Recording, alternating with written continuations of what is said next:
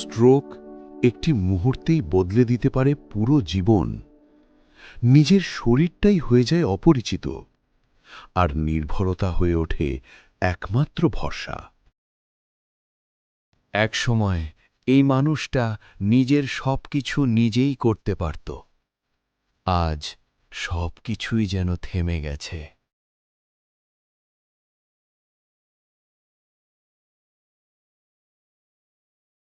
নীরবতা আর হতাশা যেন চারদিক থেকে ধীরে ধীরে তাকে ঘিরে ফেলেছে।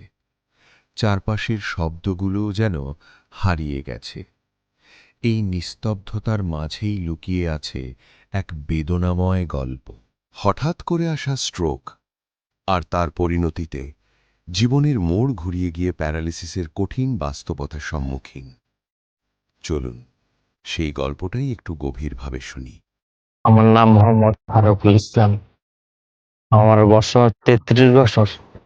আগে আমি লেখাপড়া করতাম। লেখাপড়া শেষে সিঙ্গাপুর ট্রেনিং ঘুরতে সিঙ্গাপুরে যাই। আমি যখন রাত্রে স্ট্রোক করি তখন সকালবেলা আমি কম্বল উঠাইতে পারি না, ডাইন হাত ডানটা লাড়তে পারি না, কিন্তু কথা বলতে পারি না, সবকিছু শুনতে পারি। পরে আমি কতক্ষণ পরে সকাল যখন হয়েছে আমি নিচে পড়ে যাই।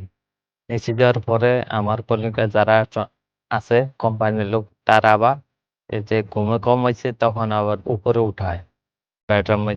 তখন উঠায় এরা চলে যায়, হেরা আর বুঝতে পারে না যে আমার স্ট্রোক হয়েছে।